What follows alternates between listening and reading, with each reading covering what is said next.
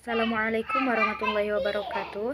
Perkenalkan, nama saya Supartini dengan NIM 12120202554 dari kelas PAI 2G.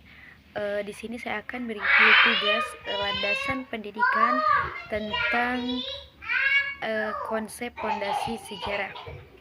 Yang pertama yaitu ada konsep sejarah bagi dunia pendidikan. Kata sejarah berasal dari bahasa Arab atau syajaratun yang artinya pohon. Apabila digambarkan secara sistematik, sejarah hampir sama dengan pohon, memiliki cabang, ranting, bermula dari sebuah bibit, kemudian tumbuh dan berkembang, lalu layu dan tumbang. Seirama dengan kata sejarah adalah silsilah kisah hikayat yang berasal dari bahasa Arab. Menurut definisi yang umum, kata histori berasal dari masa lampau umat manusia. Dalam bahasa Jerman disebut Geschichte, berasal dari kata Geschichten yang berarti terjadi. Sedangkan dalam bahasa Arab disebut tarik, berasal dari akar kata tarik yang berarti pemberitahuan tentang waktu, dan kadangkala kata terhikus syai menunjukkan arti pada tujuan dan masa berakhirnya suatu peristiwa Utsman pada tahun 1986. Yang B yaitu ada sunnatullah dalam hukum Al-Qur'ani. Al-Quran sangat memperhatikan sejarah.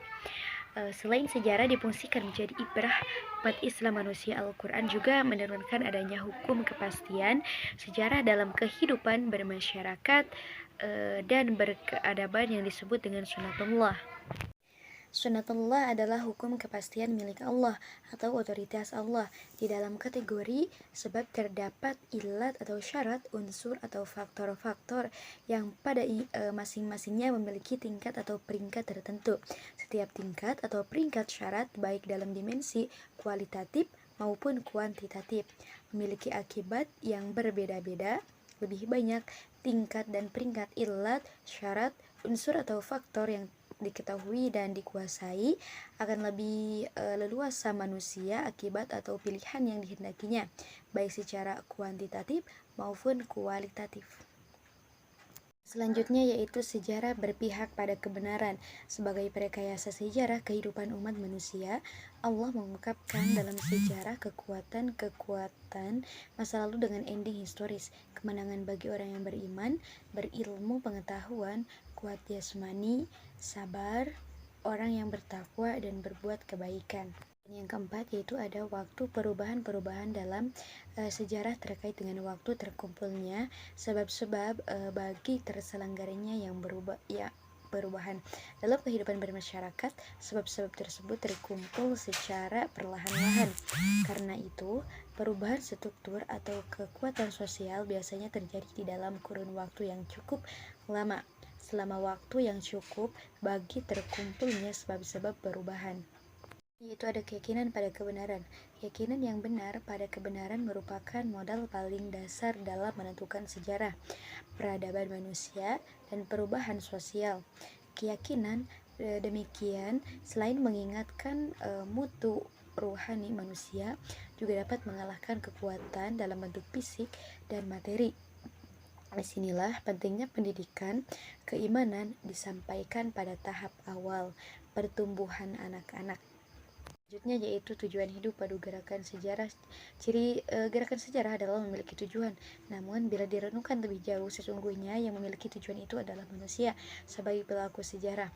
Tujuan hidup adalah isi batin manusia yang merupakan infrastruktur kedirian dan kepribadian manusia. Sedangkan superstrukturnya adalah perilakunya. Superstruktur yang tidak memiliki topongan infrastruktur yang kuat akan rapuh dan mudah hancur. Tujuan hidup yang menjadikan semua cita, ingatan, arah dan strategi gerakan ditunjukkan kepadanya, menyata seluruh perhatian dan memaksa seseorang menyesuaikan diri dengan segala tuntutannya. Maka tujuan hidup tersebut disebut ilah atau arti harfiahnya ikatan atau sembahan. Yaitu berpikir sejarah, berpikir berkoordinasi akan sangat terkait pada struktur berpikir, paradigma, dan jumlah informasi atau pengetahuan berkenaan dengan objek materinya. Dalam berpikir periodisasi, yang penting adalah kemampuan mengelompok dan kesamaan sejumlah informasi, dan berdasarkan kesamaan dari beberapa data fakta tersebut dibuatlah kategorisasi.